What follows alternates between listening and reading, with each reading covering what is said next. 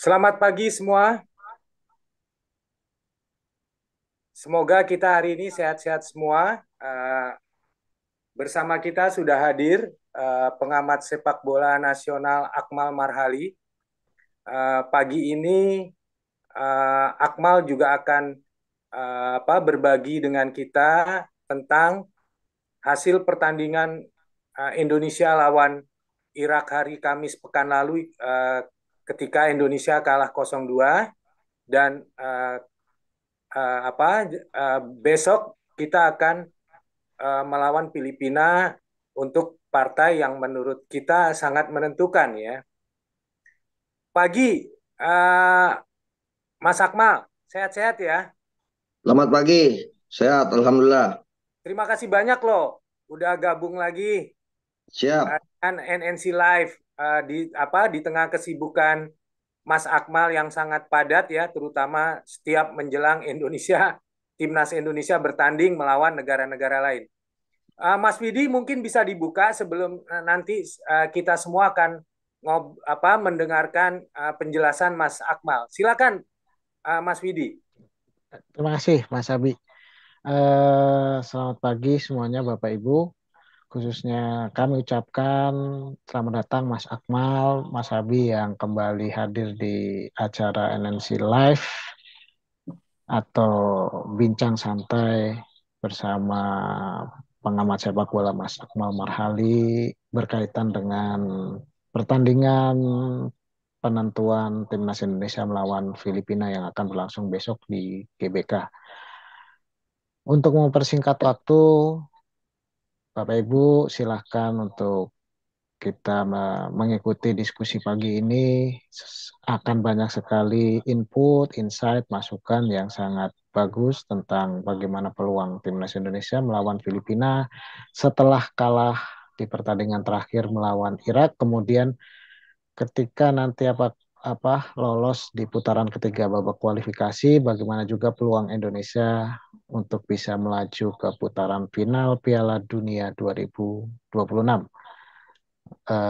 Saya kembalikan ke Mas Abi sebagai pembawa acara. Silakan Mas Abi. Terima kasih Mas Widi. Teman-teman kita mulai saja ya karena Mas Akmal waktunya sangat ketat hari ini. Tapi kita bersyukur dia selalu menyempatkan untuk bergabung bersama di NNC Live. Mas Akmal, Ya, bisa nggak tolong direview hasil pertandingan kita pada hari Kamis pekan lalu yang di kandang sendiri ya kita tahu memang Irak adalah tim yang kuat ya dan ternyata kita kalah 0-2 gitu. Bisa direview Mas Akmal, silakan. ya, kalau saat kita lawan Irak ada beberapa catatan dari saya. Yang pertama ini adalah kesalahan analisa dari pelatih Sintayong ya, di mana dia memundurkan jadwal dari jam 7 malam ke jam 4 sore dengan harapan bahwa pemain Irak akan bermasalah dengan iklim tropis kita yang panas, dengan situasi kelembaban udara kita, dengan sirkulasi udara di Stadion Utama Gelora Bung Karno Senayan Jakarta. Tapi faktanya Sintayong lupa bahwa ternyata pemain Indonesia yang diturunkan adalah rata-rata pemain yang main di Eropa atau pemain-pemain naturalisasi yang justru bermasalah dengan masalah fisik dengan dimundurkannya jadwal pertandingan ke jam 4 sore. Itu terlihat sekali bagaimana Tom Hay, kemudian Sain Patinama, Sandy Walsh, Rafael Struik, semua baru sekitar 40 menit mukanya sudah merah semua, sudah sangat kelelahan.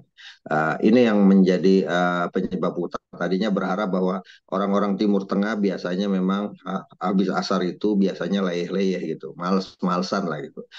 Sehingga kemudian diharapkan mereka tampil tidak fokus, tapi faktanya Irak justru tahu dengan perubahan jadwal ini mereka ingin coba dijebak dengan masalah fisik, karena itu mereka tidak tampil kencang dari awal. Mereka hanya menunggu Indonesia membuat kesalahan. Tidak seperti ketika leg pertama di mana mereka pressing ketat dari depan, di depan mereka lakukan pressing sehingga kemudian Indonesia tidak bisa mengembangkan permainan ketika kita kalah 5-1 di Baghdad ya. Ini yang tidak dilakukan oleh pelatih Jesus Casas. Dia hanya menunggu biarkan Indonesia mengembangkan permainan, nunggu kesalahan, kemudian melakukan eksekusi ketika terjadi kesalahan. Dan itu semua terjadi di babak kedua. Di mana di babak kedua kita melakukan kesalahan sendiri, human error, utamanya di lini belakang. Yang pertama adalah kesalahan dari Justin Hubner yang melakukan handsball di dalam kotak penalti yang akhirnya berujung gol pertama melalui Aiman Hussein lewat eksekusi penaltinya dan kita ketinggalan 1-0. Kemudian 5 menit kemudian berselang giliran Jordi Amat yang sudah kelelahan, sudah kecapean, kemudian akhirnya melakukan pelanggaran yang tidak perlu, yang pada akhirnya berujung kartu merah. Setelah itu juga ada kejadian di mana wasit Evans dari Australia yang memberikan hukuman penalti karena dianggap Hernando Ari melakukan pelanggaran di kotak penalti, tapi Aiman Hussein justru melakukan langkah yang sportif karena dia bertanya kepada rekannya apakah benar terjadi pelanggaran. Ternyata tidak terjadi pelanggaran, maka disengaja oleh Aiman Hussein untuk bolanya tidak bolanya sengaja dilambungkan agar tidak terjadi gol, dan ini merupakan langkah sportif karena dia merasa tidak pantas Irak mendapatkan gol lewat kejadian yang merupakan keputusan blunder atau keputusan tidak tepat dari wasit. Dan terakhir adalah kesalahan Hernando Ari ketika memainkan bola dalam kotak penalti sendirian diapit oleh Muhammad Ali dan juga Ali Jassim yang bisa direbut, dan akhirnya kita kalah 0-2 lewat gol Ali Jassim. Jadi secara umum di babak pertama awal-awal sampai menit 35 Indonesia bermain cukup bagus, tapi setelah itu karena kedodoran fisik pada akhirnya kita buat kesalahan sendiri dan akhirnya dihukum oleh Irak dengan kekalahan 0-2 di Stadion Utama Gelora Bung Karno Senayan. Dan ini membuat situasinya menjadi rumit karena di partai lain Vietnam ternyata menang 3-2 melawan Filipina. Artinya saat ini Irak dengan 15 poin sudah lolos, Indonesia dengan 7 poin, kemudian Vietnam dengan 6 poin. Artinya melawan Filipina tidak ada pilihan buat Indonesia. Indonesia harus bisa memenangkan pertandingan untuk memastikan lolos ke babak ketiga kualifikasi Piala Dunia. Kalau sampai seri, kemudian Vietnam ternyata misalnya bikin kejutan menang di kandang Irak, maka Vietnam yang akan lolos. Indonesia kalau kemudian seri juga dipastikan lolos asalkan Vietnam tidak menang. Begitu juga kalau kalah, syaratnya adalah Vietnam juga kalah melawan Irak. Jadi ini situasi yang sangat dilematis. Andaikan kemarin kita bisa menahan imbang Irak, situasinya akan menjadi lebih ringan dibanding situasi saat ini. Boleh nggak tolong direview juga penampilan para pemain pada pertandingan melawan Irak pekan lalu, Mas Akmal? Ya, kalau dari penampilan saya melihat penampilan pemain tidak begitu maksimal ya karena faktor tadi kedodoran fisik.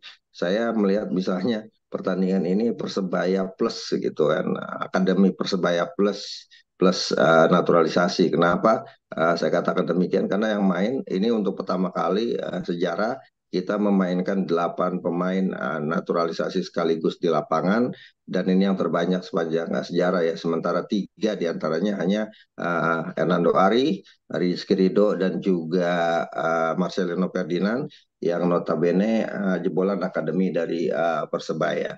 Jadi kemarin timnas Indonesia itu saya melihat dari segi starting line up ini timnas singkong dan keju gitu. Kebanyakan tapi ya. Ya kejunya terlalu banyak sehingga kemudian agak kelan. Di babak kedua justru ketika dimasukkan Jakob Sayuri, kemudian Pratama Arhan, mainnya lebih kencang.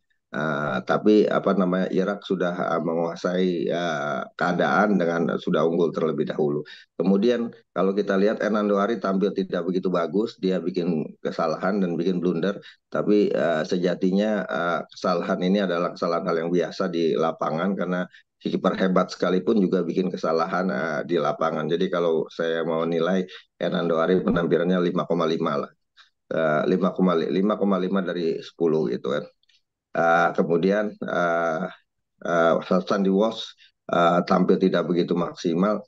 Saya nilai 5. Kemudian Jordi Amat mungkin juga bikin sebuah kesalahan yang cukup fatal gitu kan, dengan melakukan tackle yang keras yang berujung penalti, yang berujung kartu merah. Beruntung tidak dilakukan dalam kotak penalti. Jordi Amat saya nilai 4,5 lah. Kemudian Rizky Ridho tampil cukup bagus. Sayangnya apa namanya, kesalahan-kesalahan terjadi di lini belakang hanya karena blunder sendiri yang dilakukan oleh lini pertahanan kita. Rizky Ridho 6 lah. Kemudian Justin Hubner juga tampil sebenarnya bagus. Saya nilai Justin Hubner nilainya 6. Kemudian Sen Patinama tidak begitu maksimal mainnya, saya nilai 5,5. Kemudian Tom Hay sejatinya cukup bagus, tapi karena usia 28 tahun ada kelemahan di sisi fisik ya, saya nilai 6. Kemudian Nathan Acho juga nilainya 6. Marcelino Ferdinand tidak begitu maksimal mainnya. Saya juga nilai 5,5. Kemudian Ragnar Bangun beberapa kali mencoba melakukan pergerakan-pergerakan yang berbahaya yang nilainya 6. Rafael Struijk sebagai nomor 9 tidak begitu maksimal tampil di lapangan, dan ini adalah gambaran bahwa kita krisis nomor 9 di lini depan. Dulu kita punya banyak striker-striker hebat ya, dari mulai Widodo Cahyono Putra, Rocky Putira, Ferry Sandria, Kurniawan Dwi Wilianto, kemudian juga ada Bambang Pamungkas, Ilham Jaya Kusuma, sampai terakhir Buas Solosa. Sekarang kita krisis nomor 9 di lini depan. Ini imbas dari kebijakan di mana pemain asing di Liga Indonesia terlalu banyak, yang sehingga membuat pemain-pemain lokal kita minim jam terbang, sehingga kita kekurangan striker-striker andal lagi di era perubahan sepak bola modern ini, di mana permainan menjadi 3-4-3 dan rata-rata satu striker di depan itu menjadi milik pemain asing. Ya, jadi Rafael Struijk saya nilainya 5. Ada satu peluang yang harusnya bisa berbuah gol, tapi kemudian tendangannya terlalu melenceng ke sisi kanan gawang Irak, yang pada akhirnya atau tidak diumpan ketika itu ke Sen Patinama. Sen Patinama marah karena harusnya kalau diumpan bisa dengan mudah bisa mencetak gol. Jadi nilainya 5 lah gitu. Itu dari sisi starting line up yang bisa saya nilai. Jadi sebenarnya Indonesia tampil tidak begitu bagus hanya di awal-awal pertandingan saja, pada menit sampai menit 35. Setelah itu performa turun karena faktor cuaca yang tidak membuat para pemain secara fisik bisa tampil maksimal. Mas Akmal, uh, mau tidak mau kita harus menang ya. Pertama, mengamankan posisi peringkat kedua di grup saat ini, dan kita juga kan selama ini dari rekor head to head Indonesia masih lebih baik dari Filipina. Apalagi ini kita tuan rumah, dan kita semua pasti menginginkan Indonesia lolos ke putaran ketiga ya, karena kita tahu dengan hasil yang kemarin kita sedang euforia bahwa seolah-olah dengan masuk 4 besar dan hampir lolos ke Olimpiade Paris, Indonesia tuh udah kayak juara dunia nih timnasnya nih gitu. Bagaimana dengan beban bahwa kita besok harus menang nih melawan Filipina? Ya, ini pertandingan yang bikin deg-degan ya. Indonesia itu selalu bikin deg-degan ketika sudah masuk fase-fase krusial. Sebagai contoh misalnya di Piala AFF kita sudah sampai final, tapi akhirnya selalu gagal. 6 kali ke final, 6 kali jadi runner up. Kemudian ada beberapa kejadian misalnya pada 1986 misalnya, ketika kita akan satu langkah lagi lolos ke Piala Dunia, ketika itu di fase terakhir kita kalah dari Korea Selatan. Kemudian uh, uh, di Olimpiade Montreal 1976 playoff terakhir melawan Korea Utara, kita juga kalah lewat adu penalti di eranya Anjasmara. Kemudian terakhir ya kemarin ketika kita tinggal selangkah lagi untuk lolos Olimpiade. Kita kalah dari Gini di babak playoff.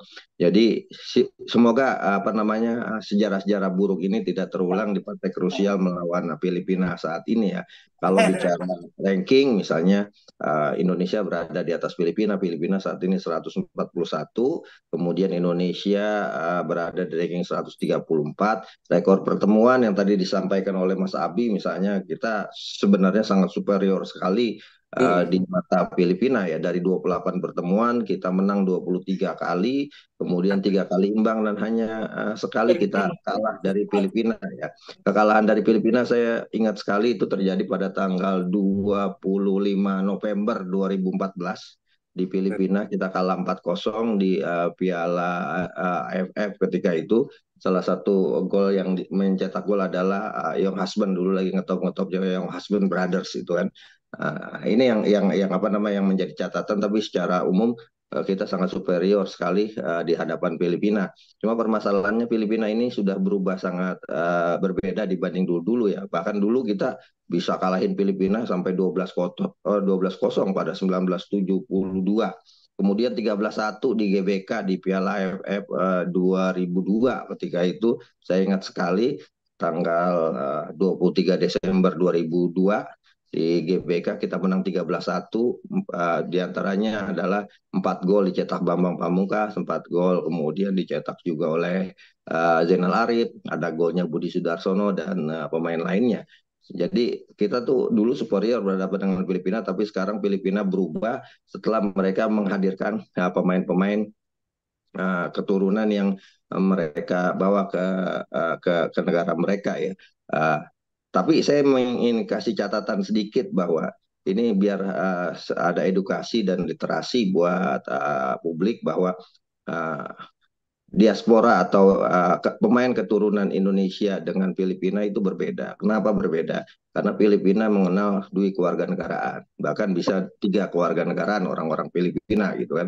Sementara Indonesia hanya mengenal keluarga negaraan tunggal. Sehingga kemudian kita juga berbeda. Orang bandingkan Prancis banyak kayak pemain keturunan, Maroko banyak pemain keturunan, Irak banyak pemain keturunan gitu. Ya membedakan adalah bahwa kita ini negara kita undang-undangnya adalah Undang-Undang Nomor 12 Tahun 2006 menyatakan bahwa kita ini menganut kewarganegaraan tunggal. Sementara mereka itu menganut dui kewarganegaraan sehingga mereka punya paspor 2. Ini yang membedakan kita dengan mereka sehingga kemudian mereka sangat mudah sekali untuk bisa mendapatkan kewarganegaraan berbeda dengan kita. Tapi kita dimudahkan karena jalur istimewa yang diberikan dengan alasan memberikan sudah berjasa kepada negara. Nah, hal-hal yang semacam ini yang harus dikaji lagi oleh DPR kita sejauh mana jasa yang telah diberikan sama pemain bola di saat ini sehingga kemudian mereka mendapatkan kemudahan untuk menjadi warga negara. Nah, balik lagi ke soal Filipina. Filipina saat ini diperkuat setidaknya ada 5 pemain yang main di Liga Indonesia ya. Kalau kita perhatikan misalnya ada Kevin Mendoza itu yang main di Persib yang kemarin bawa Persib juara. Kemudian Anthony Pintus main di PSS Sleman. Ada juga si Lingbo yang main di Persik Kediri. Ada juga Christian Rontini yang main di Persita Tangerang. Kemudian terakhir ada strikernya Dewa United ya, Oje Portiera yang juga dibawa. Sementara pemain-pemain lain adalah pemain-pemain keturunan yang main di beberapa negara, bahkan ada kiper yang bermain di Birmingham City ya, Neil Entridge. Kemudian ada juga yang bermain di klub Atletico Madrid, Santiago Rublico. Ada juga yang kemudian bermain di Denmark, ada juga yang kemudian bermain di Belgia, di Kanada. Banyak pemain-pemain mereka yang main di luar negeri termasuk di Amerika Serikat. Jadi kalau pertandingan ini sebenarnya saya menggambarkan ini pertandingan miniatur dari Piala Eropa yang besok akan digelar di Jerman pada 15 Juni 2024 ya. Belanda melawan Inggris gitu ya. Indonesia dengan naturalisasi banyak dari Belanda, kemudian Filipina banyak pemain-pemain dari Inggris gitu yang berdarah Inggris ya. Total football lawan kick and rush lah ini. Eh, Menarik banget nih ya, karena ternyata dari segi materi pemain, Filipina juga punya squad yang menurut kita harus diakui juga berkualitas ya. Dan mereka Ya, artinya juga nih cara mainnya para pemain Indonesia nih ya, karena mereka juga main di liga kita. Kira-kira apa yang ini menurut Mas Akmal ya, kira-kira apa yang harus dilakukan oleh ST ya dalam hal ini untuk bisa memenangkan pertandingan besok? ya kalau kita lihat pertandingan Filipina terakhir melawan Vietnam, Filipina ini agak sedikit berbeda. Berbeda ketika ditangani oleh Michael Weiss ya. Ketika kita seri 1-1 di leg pertama, golnya Richard kemudian dibalas oleh golnya Tali Ramdhani. Ketika itu mereka masih dilatih oleh Michael Weiss. Nah, sekarang justru mereka dilatih oleh pelatih yang sangat berpengalaman, yang apa namanya, yang mengubah gaya bermain Irak ya. Tom Sain Afiat, ini pelatih yang baru saja sukses menangani Zambia dan mencatatkan rekor untuk pertama kali Zambia lolos ke Piala Afrika. Kemudian juga mencatatkan rekor untuk pertama kalinya Zambia lolos sampai babak perempat final Piala Afrika. Dan pelatih yang berasal dari Belgia punya karakter yang sedikit berbeda dengan Michael Weiss. Dan ini digambarkan ketika bagaimana mereka bermain melawan Ini kan Vietnam. belanja puluh Mereka tampil sangat luar biasa lagi sekali, ini bekerja Zoom dengan transisi bermain juga sangat bagus. Karena itu kita berharap apa namanya Sintayong punya strategi PSSI. yang maksimal gitu kan. Jangan lagi berspekulasi dengan melakukan melakukan strategi-strategi yang bersifatnya spekulasi atau coba-coba. Karena ini pertandingan yang sangat penting, saya pikir semua materi pemain terbaik harus diturunkan, termasuk misalnya Jay Inces yang pastinya dibutuhkan untuk menggantikan posisi Jordi Amat yang tidak bisa tampil karena kartu merah. Ada juga di posisi bek kiri pemain yang baru saja menjadi warga negara Indonesia, Calvin Verdong, dengan pengalaman dan kematangannya, saya minta pikir sama dia akan prakerja, menjadi minta sama pemain utama pembantu. di pertandingan ini gitu.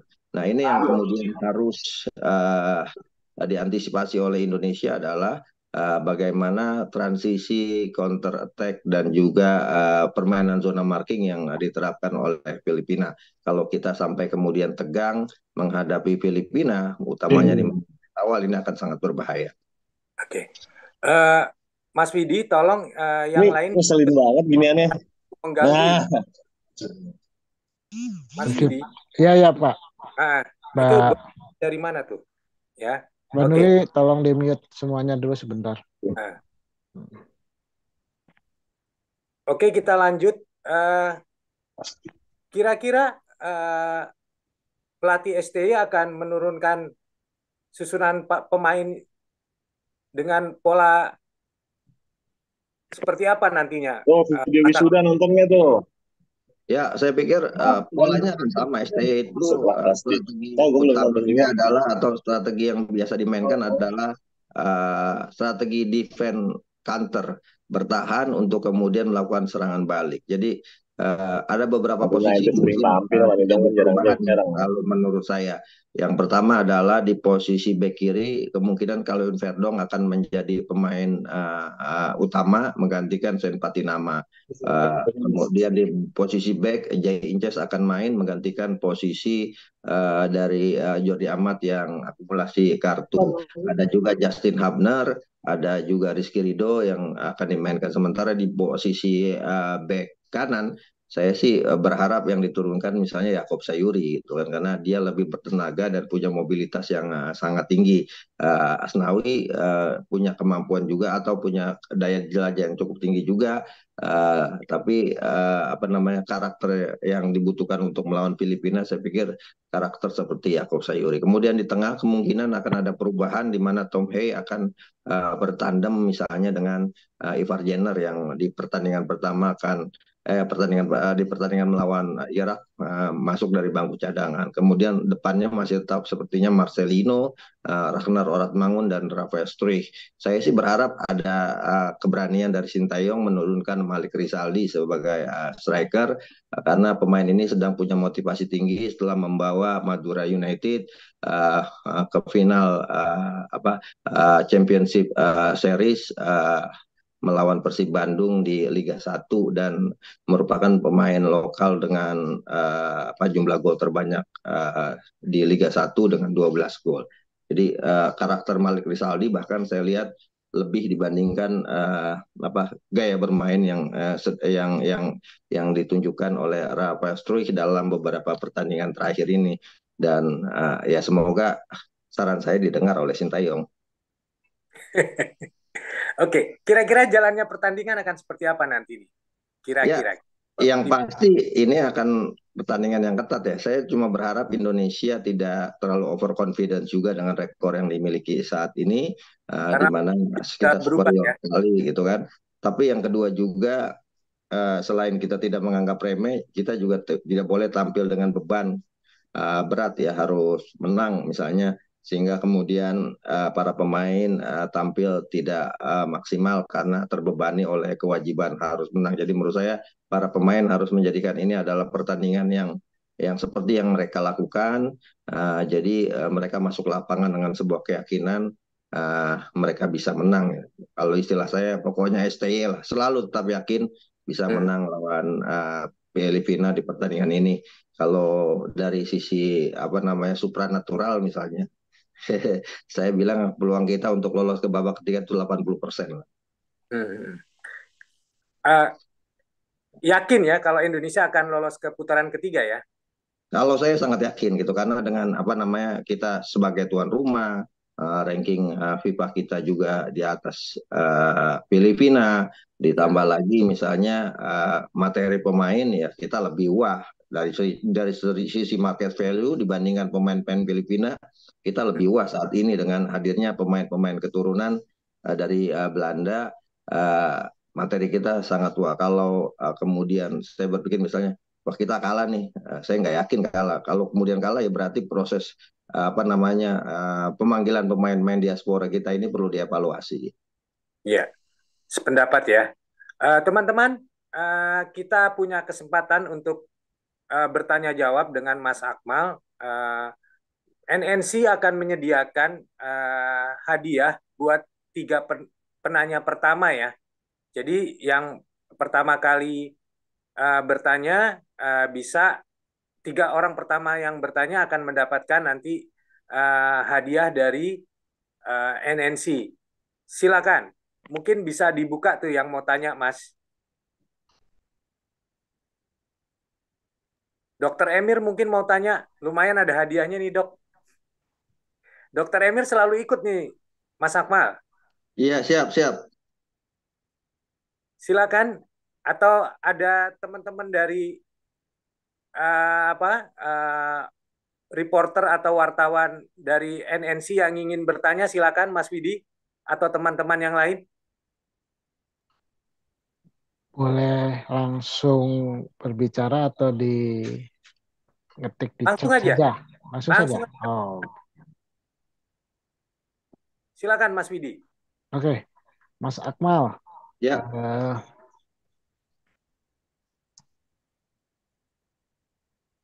Sudah cocok belum nanti permainan timnas Indonesia itu berlangsung malam dengan Filipina? Apakah berpengaruh faktor waktu?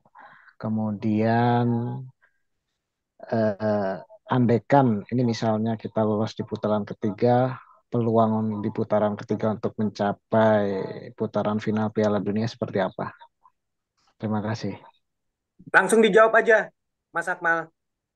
Ya, kalau main malam ini saya pikir akan lebih bagus ya, karena udaranya lebih sejuk dibanding bermain sore hari, dan ini juga akan memudahkan pemain-pemain kita yang main di Eropa ya, beberapa pemain-pemain ya, diaspora kita yang main di Eropa untuk lebih mudah bermain di malam hari dibanding dengan di sore hari. Kemudian kalau kita lolos, ini ya saya ingin mengatakan bahwa ini prestasi yang bagus kalau lolos, karena kita akan bertemu dengan tim-tim elit tim-tim elit Asia di babak ketiga. Ada Jepang di sana, Korea Selatan, Arab Saudi, Iran, kemudian juga termasuk bisa ada potensi juga bertemu dengan Irak, kemudian ada Qatar, ada juga Cina yang kemungkinan juga lolos gitu kan. Yang menarik adalah tim-tim dari Asia Tenggara. Kalau di pertandingan terakhir besok misalnya Thailand bisa menang melawan di grup sebelah dan Cina kalah, maka Thailand bisa lolos. Kemudian Malaysia juga situasinya sangat berat. Vietnam ya tinggal bersaing dengan Indonesia. Jadi kemungkinan salah satu dari negara ASEAN itu antara Indonesia dengan Thailand yang bisa lolos ke babak ketiga. Dan ini akan otomatis kalau kita lolos ke babak ketiga dengan posisi runner up, maka kita secara otomatis sudah lolos ke Piala Asia 2027. Tinggal nanti di babak ketiga akan dibagi menjadi dua grup, di mana tim yang berada di posisi dibagi tiga grup kalau tidak salah, di mana tim yang berada di posisi 1, 2 atau posisi juara dan runner up grup akan lolos otomatis ke Piala Dunia 2026. Kemudian peringkat 3, 4 akan dibuat grup lagi menuju babak keempat, untuk tadi nantinya diambil lagi 3 tim untuk lolos ke Piala Dunia. Jadi ini akan menjadi pengalaman bagus buat Indonesia ya, untuk bisa lolos ke babak ketiga, karena kita akan bertemu dengan tim-tim elit Asia, dan di situ akan kelihatan sejauh mana kualitas sepak bola kita ini sudah berkembang. Jadi kalau sekarang misalnya praktis ya, lawan berat kita di grup kita saat ini ya Irak gitu, yang levelnya memang top level di kawasan Asia. Walaupun misalnya kalau kita lihat secara geopolitik, Irak kan negara yang tidak aman-aman saja gitu kan. Tapi kok mereka bisa membangun tim nasional sepak bolanya yang bagus. Bahkan Irak misalnya dari segi geografis dan jumlah penduduk kalah dengan Indonesia, tapi mereka ternyata punya tim sepak bola yang sangat luar biasa, yang bisa bersaing di level atas Asia. Nah, ini yang kemudian menjadi ujian. Selama ini kan kita merasa bahwa level Indonesia itu dan level Asia. Ketika kemarin kita lolos Piala Asia dan kita lolos babak knockout Piala Asia, di Piala Asia U23 kita lolos sampai semifinal, kita sudah merasa kita level Asia. Jadi kalau lolos babak ketiga ini akan kelihatan sejauh mana level Asia yang kita punya. Apakah level middle Asia atau papan tengah, atau kita memang sudah masuk level papan atas Asia di kancah sepak bola regional Asia ini. Ya, ini barusan ada pertanyaan dari Dr. Emir. Bagaimana kira-kira strategi pelatih STY sekiranya nanti kita bisa lolos ke putaran ketiga? Silakan Mas Akmal. Ya, yang PR paling berat Indonesia saat ini adalah kita tidak punya striker nomor 9 seperti yang saya katakan. Dan ini kita harus segera menemukan striker nomor 9 yang punya kualitas di atas rata-rata. Jadi proses misalnya diasporanya atau pemain naturalisasinya ingin diteruskan, saya pikir sudah waktunya kita justru mencari pemain-pemain di posisi striker. Karena sejauh ini pemain-pemain turunan yang didatangkan dijadikan warga negara Indonesia kembali, rata-rata itu pemain belakang. Sehingga kemudian padahal kita punya materi pemain belakang atau pemain-pemain kita di lini belakang itu cukup punya kemampuan ya. Misalnya di posisi back tengah masih ada juga Muhammad Ferrari, di posisi back kiri masih ada Pratama Arhan, di posisi atau Edo Febriansa, kemudian di posisi back kanan ada Asnawi Mangkualam, ada Yakob Sayuri, ada Fajar Rahman. Justru sebenarnya kalau dari liga lokal kita ini tidak punya tidak bisa memproduksi striker nomor 9, karena semua dikuasai oleh pemain asing saat ini. Misalnya kalau kita lihat di Liga 1, peringkat 1 sampai peringkat 7 daftar top scorer itu diisi semua oleh pemain asing. Jadi apa namanya PR berikutnya adalah buat Ferdi Bahdim yang menjadi agen khusus untuk mendatangkan pemain-pemain keturunan. Ya carikanlah kemudian striker nomor 9 yang benar-benar qualified gitu kan. Sebenarnya kemarin ada yang baru datangkan Jan Revens misalnya sebagai striker tapi usianya masih 18 tahun gitu kan. Jadi kita butuh striker yang sudah matang untuk uh, bisa menjadi andalan di lini depan. Bahkan kalau saya katakan kalau memang perlu lagi melakukan naturalisasi bukan pemain keturunan, sekalian saja itu dinaturalisasi misalnya strikernya Persib dua Ciro Alves dan juga David da Silva gitu kan, sehingga kemudian bisa jadi andalan dan kita punya nomor 9 yang bisa diandalkan. Kalau kita sudah kalau kita sudah frustasi dengan liga kita yang katanya tidak bisa melahirkan pemain-pemain hebat, ya udah sekali saja dibablasin naturalisasinya gitu kan semuanya. Sehingga kemudian kita bisa lakukan evaluasi secara total sudah sejauh mana proses instan yang kita lakukan ini bisa meningkatkan kualitas dan prestasi tim nasional Indonesia. Terkait dengan melawan Filipina, saya pikir Sintayong hanya punya satu strategi selama dia melatih tim nasional Indonesia, bermain bertahan untuk kemudian menyerang. Strategi ini juga dimainkan ketika dia melatih Korea Selatan ya. Hanya bermain bertahan kemudian menyerang, apa namanya ball position selalu unggul. Kenapa ball positionnya unggul ya karena kita ball position kan ada di posisi apa namanya sepertiga di belakang, sepertiga di tengah, sepertiga di depan gitu. Yang bagus kan ball position itu dimainkan di sepertiga di depan. Kita lebih banyak bermain sepertiga di belakang. Sehingga kalau kemudian orang menganggap oh kita luar biasa melawan Australia misalnya kita bisa unggul secara ball position. Tapi kalau ball position di belakang ya tidak akan menghasilkan apa-apa juga gitu kan karena bahkan itu akan menjadi blunder seperti yang terjadi di lawan Irak kemarin.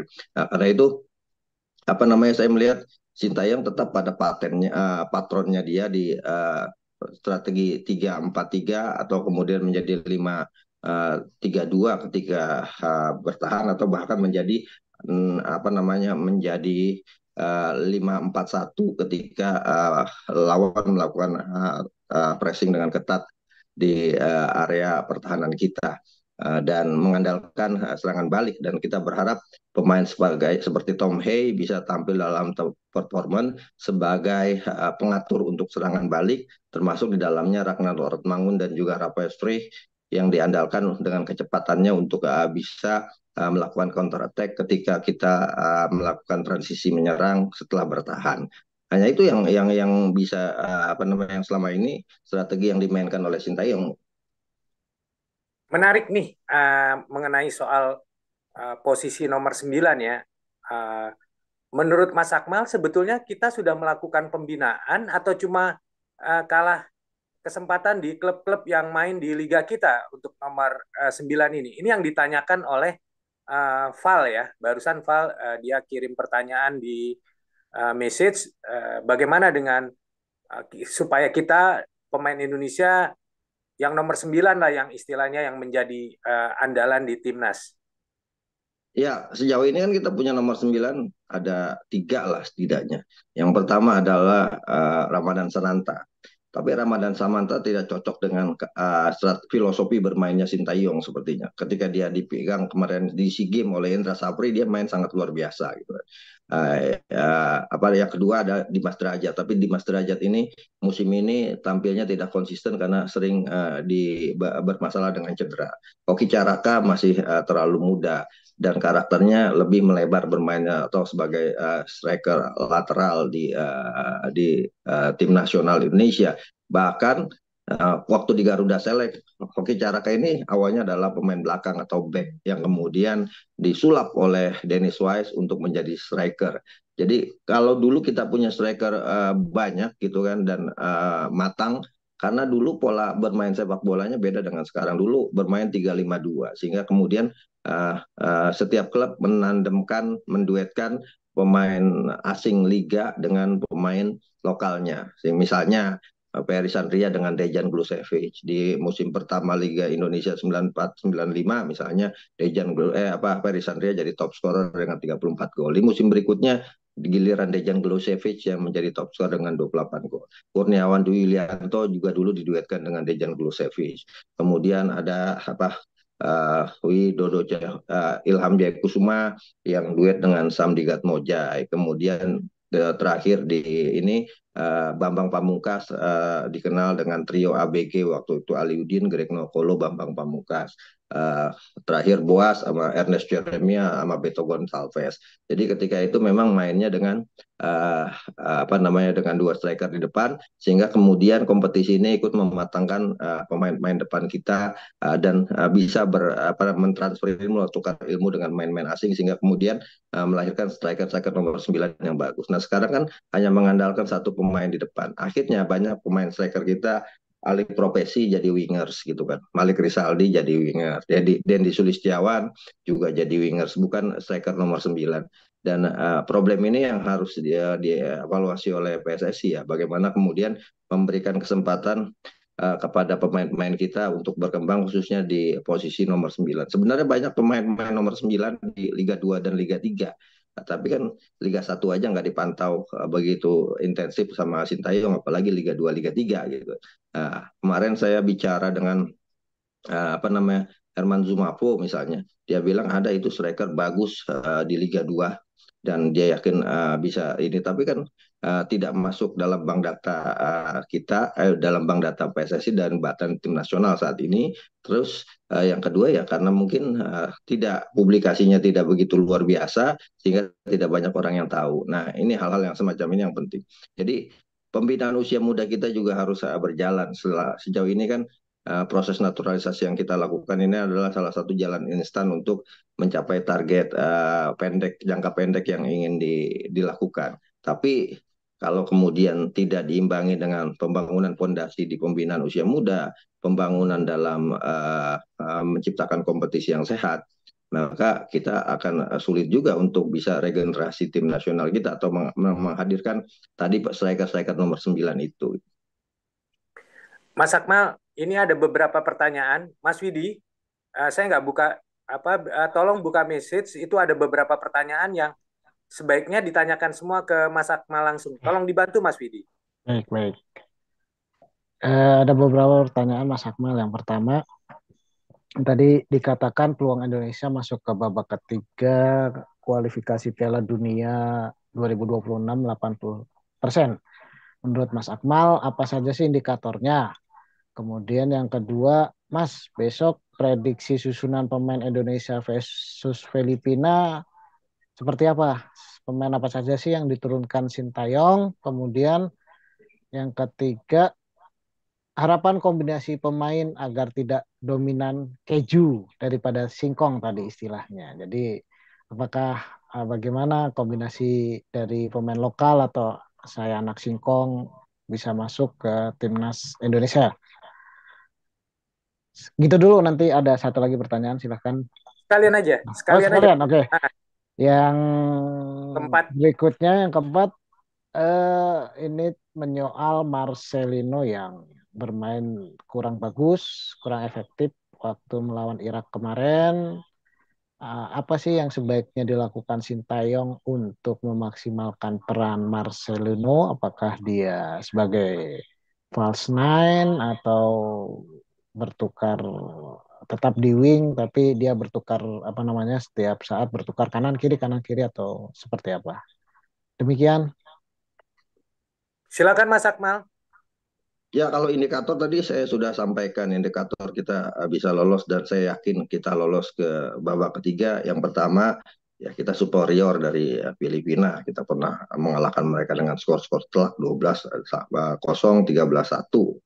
Seperti saya katakan. Kemudian juga materi pemain kita kan lebih luar biasa. Artinya nih materi mahal yang kita punya saat ini gitu. Kadang kan total ada sekitar 10 pemain keturunan yang kita sertakan gitu kan. Dan ini jumlah terbanyak sepanjang sejarah sepak bola Indonesia. Dulu kita juga pernah menyertakan pemain-pemain keturunan seperti Tan Lyon Ho, kemudian Kiatisek waktu zaman-zaman tahun 1950-an, tapi mereka adalah pemain-pemain keturunan yang tinggal di Indonesia ketika itu keturunan Cina yang membawa Indonesia ketika itu tampil di sampai perempat final Olimpiade Olimpiade Montreal ya ketika itu dan uh,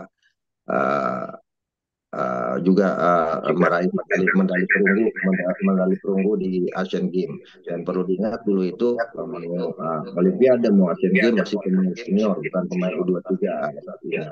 Dan dengan materi yang kita miliki saat ini, apalagi posisinya kita tuan rumah, kemudian juga sejatinya Filipina juga sudah tidak punya peluang untuk lolos.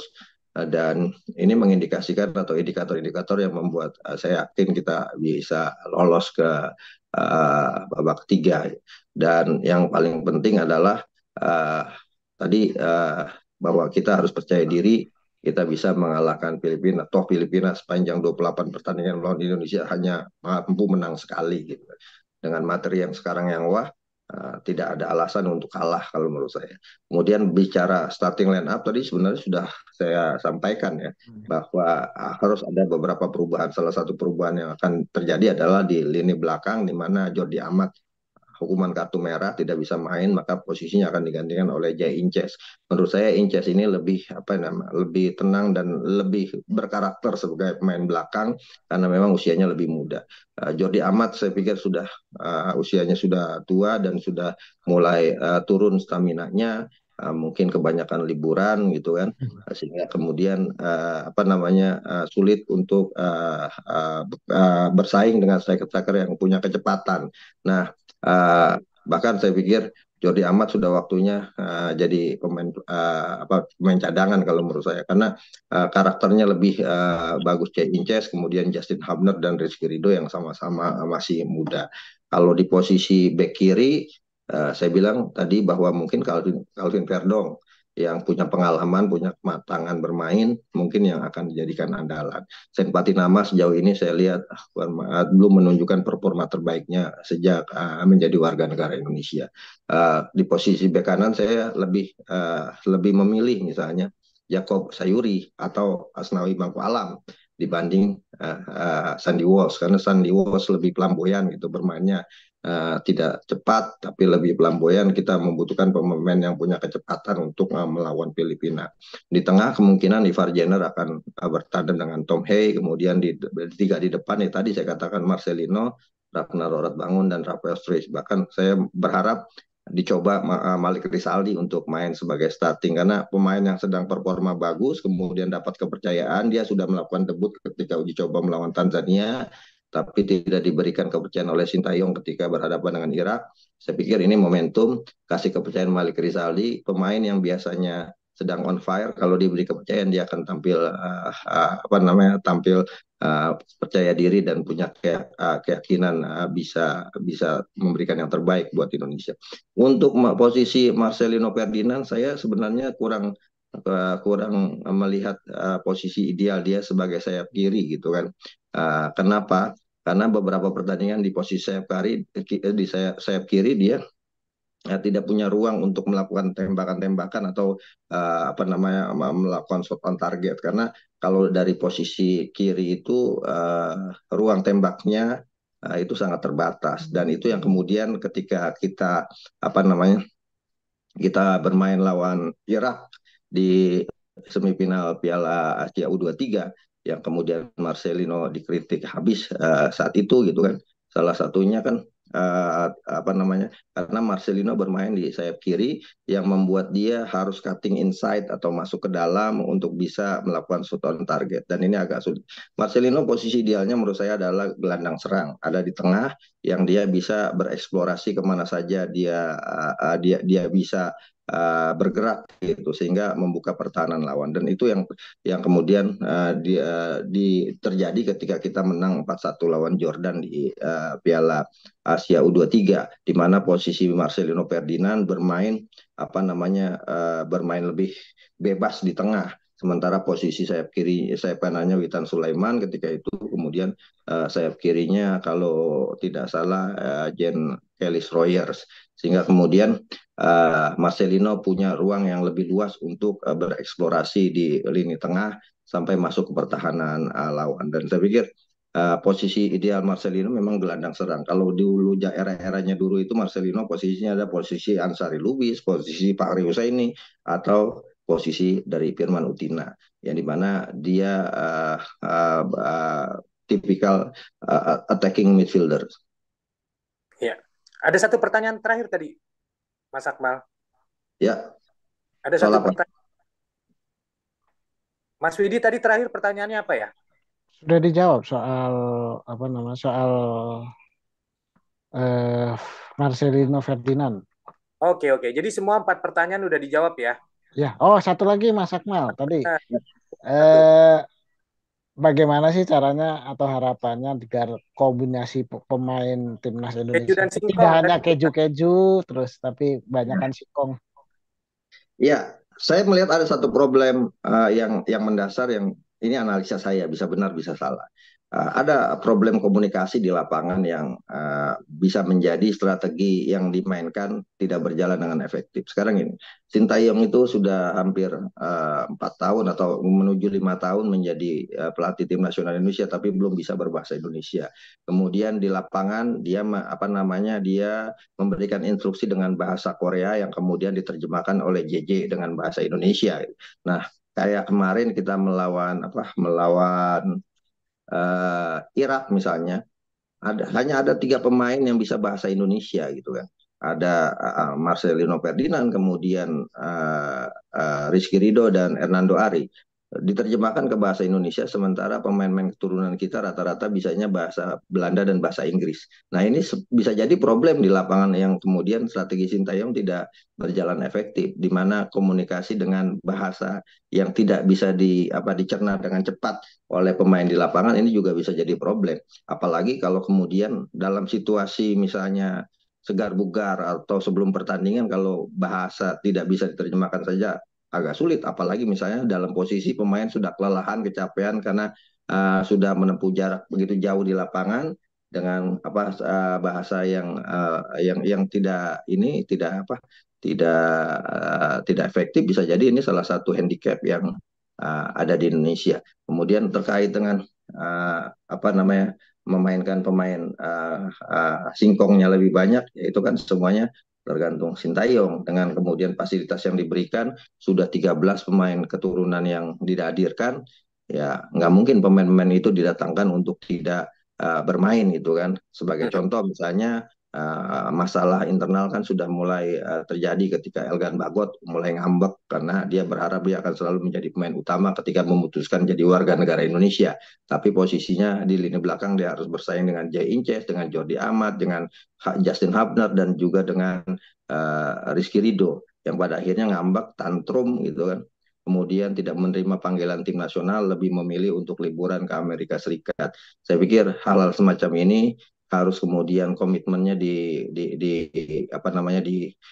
diperbaiki lagi buat pemain-pemain yang kemudian sudah diberikan hak istimewa menjadi warga negara Indonesia, tapi setengah-tengah untuk membela tim nasional hanya gara-gara tidak jadi pemain utama. Dan polanya juga untuk pemanggilan tim nasional ini yang pemain-pemain diaspora itu, ya jangan sampai kemudian polanya hanya iming-iming main di tim nasional, sehingga kemudian mereka sangat yakin mereka akan jadi pemain utama, tapi tidak mau bersaing. Dan ini akan menjadi problem ke depan kalau kemudian hal-hal semacam ini tidak dibenahi.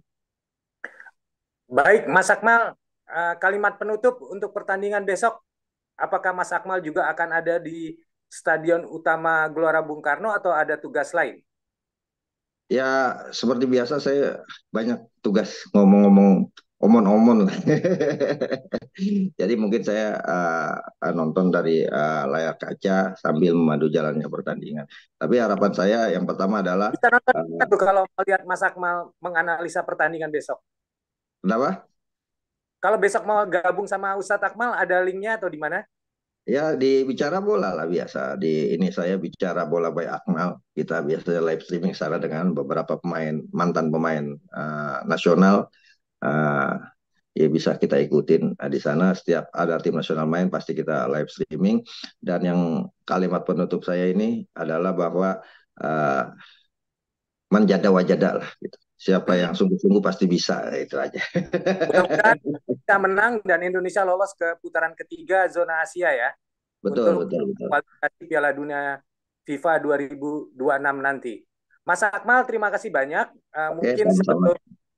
sebelum kita tutup, foto bersama dulu, Mas Widi.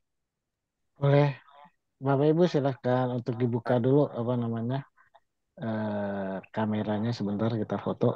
Mbak Nuli tolong di screenshot di foto. Kasih aba-aba ya. Oke, oke, satu, dua, tiga. Lagi, satu, dua, tiga. Sekali lagi, satu, dua, tiga. Oke. Terima kasih. Terima kasih Mas Akmal, tepuk tangan dulu. Oke. Kita semua untuk Mas Akmal. Terima kasih banyak Mas Akmal.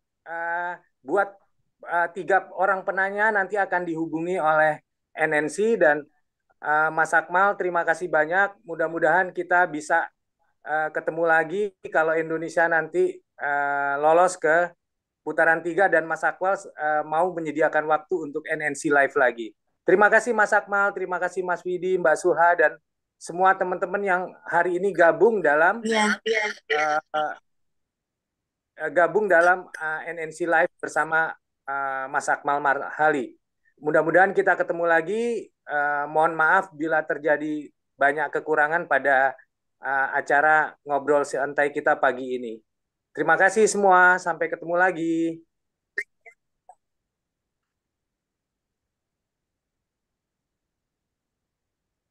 Makasih. Terima kasih dah. Terima kasih, bye. Dah.